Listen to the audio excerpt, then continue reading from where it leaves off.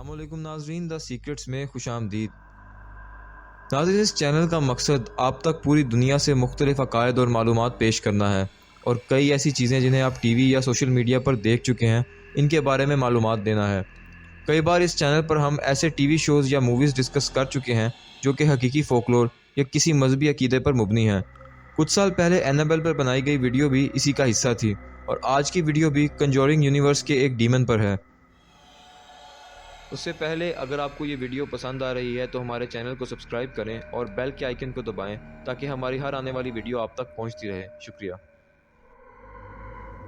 नाजरीन, conjuring universe का सबसे खौफनाक और ताकतवर डीमन जो कि एक नन के रूप में नज़र आता है, इसका नाम वेलक है।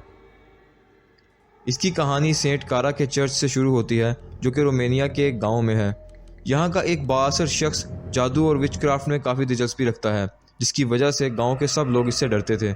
इस शख्स के पास इस कदर जादू का इल्म था कि वहां के लोग ये मानते थे कि ये बराह रास्त जहन्नुम के शयातीन को बुला सकता है।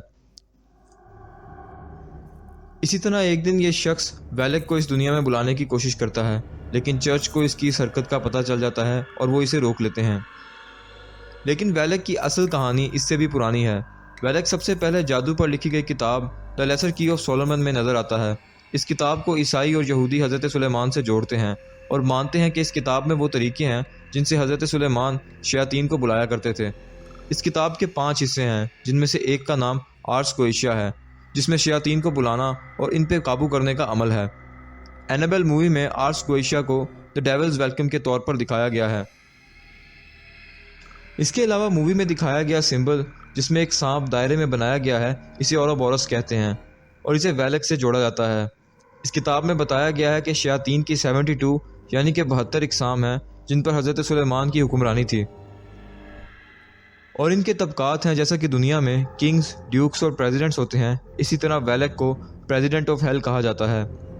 इस किताब में वेलक को बिल्कुल मुख्तलिफ दिखाया गया है और इस किताब के मुताबिक वेलक पर काबू हासिल करने वाले को बेपनाह ताकत और 30 जमातें यानी कि शयातीन के 30 प्रेसिडेंट्स पर हुक्मरानी मिलेगी। 1943 में वर्ल्ड वॉर 2 के दौरान रोमेनिया में काफ़ी तबाही होती है और इस दौरान माना जाता है कि चर्च तबाह हुआ और वेलक आज़ाद हो गया। और मूवी के इवेंट्स भी 1952 में शुरू होते हैं और जंग के बाद लोगों को इस चर्च में एक नन नज़र आने लग जाती है। लेकिन अब सवाल पैदा होता है कि ये नन के ही रूप में क्यों नज़र आता है, जबकि आर्स गोइशिया के मुताबिक इसके कई रूप हैं। वो इस वजह से कि ईसाई मज़हब में एक नन खुद को मज़हब के वक्फ कर देती है, जिसे पीक ऑफ डिवोशन कहते हैं, और वेलक इसके बिल्कुल ऑपोजिट है। इस वजह से मूवी में भी वो एक एक करके चर्च में मौजूद तमाम नन्स को पोजेस करने की कोशिश करता है। आखिर में इस चर्च को बंद कर दिया जाता है, लेकिन तमाम नन्स यहीं रहती हैं और दिन में कई बार चर्च को ब्लेस करती हैं। लेकिन कई साल बाद चर्च को पता चलता है कि वेलक आज़ाद हो गया है और वेटिकन फादर ब्रूक नामी एक किरदार को यहाँ भेजते हैं। इसके साथ एक नन जिसका नाम सिस्टर आयरीन होता है। ये दोनों जब यहाँ पहुँचते हैं तो चर्च के हाई प्रीस्टेस से मिलते हैं, जो कि असल में वेलक ही होता है। अब तक ये तमाम नन्स को मार चुका होता है और अब पूरी मूवी में वेलक हर शख्स को उस रूप में मिलता है जिससे वो डरते हैं। इस मूवी में कई जगह पर लैटिन रेफरेंसेस यानी लातीनी ज़बान की रेफरेंसेस का इस्तेमाल किया गया है, जिनका इस्तेमाल जादू में भी होता है। मिसाल के तौर पर सिस्टर आयरीन को ख्वाब में एक दरवाज़ा नज़र आता है जिस पे फिनिटी दियो लिखा होता है, जिसका मतलब है गॉड एंड्स हियर। लेकिन अब आते हैं 1976 में, जहां एड और लोरेन का पहला सामना वेलक से होता है। यहाँ 2 बहनें ओइजा बोर्ड के इस्तेमाल से वेलक को इस दुनिया में बुला लेती हैं। एड और लोरेन के मुताबिक डिमोनिक पोजेशन की 3 स्टेजेस होती हैं, जिनमें से पहला इन्फेस्टेशन, दूसरा ऑपरेशन और तीसरा पोजेशन है।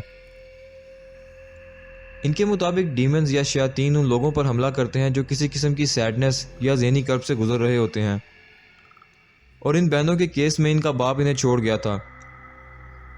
इनके मुताबिक इन्फेस्टेशन तब महसूस हुई जब इनमें से एक स्लीप वॉकिंग करने लगी। इसके बाद दूसरी स्टेज शुरू होती है जिसे ऑपरेशन कहते हैं। वो तब शुरू हुई जब फैमिली पर बराह रास्त हमला शुरू हुआ। नाज़रीन, ये केस असल में एनफील्ड पोल्टरगाइस्ट के नाम से जाना जाता है, जिसे 70s में एड और लोरेन ने इन्वेस्टिगेट किया था। इस केस को कई रिपोर्टर्स और पुलिस ऑफिसर्स ने अपनी आंखों से देखा था, लेकिन कई इसे सिर्फ इस फैमिली का किया गया एक ट्रिक कहते हैं जो कि इन्होंने पैसों के लिए किया। इस पूरे केस के दौरान वेलक एक नन के रूप में सिर्फ लोरेन को ही नज़र आता है। जैसा कि पहले बताया गया, वेलक हर शख्स को उसके खौफ का रूप लेकर नज़र आता है और लोरेन के केस में इसका फेथ यानी इसका कमज़ोर होता हुआ ईमान इसकी वजह थी। फिल्म के आखिर में तीसरी स्टेज यानी कि पोजेशन शुरू होती है और आखिर में वैलेक जैनेट नामी बहन को मारने की कोशिश करता है। जैनेट को मारकर वैलेक तमाम डीमंस को इस दुनिया में लाना चाहता था, लेकिन आखिर में लोरेन बाइबल की आयत को इस्तेमाल करके वैलेक को वापस जहन्नुम में भेज देती है। लेकिन इसका मतलब ये नहीं कि वैलेक मर गया है, क्योंकि वैलेक लेसर की ऑफ सोलोमन के मुताबिक एक डीमन है और जब भी किसी डीमन को मारा जाता है वो वापस जहन्नुम में पहुंच जाता है, जहां से उसके वापस आने का इम्कान पैदा हो जाता है। नाज़रीन, उम्मीद है आपको ये वीडियो पसंद आई होगी। मज़ीद ऐसी वीडियोज़ के लिए द सीक्रेट्स देखते रहिए। शुक्रिया। अल्लाह हाफिज़।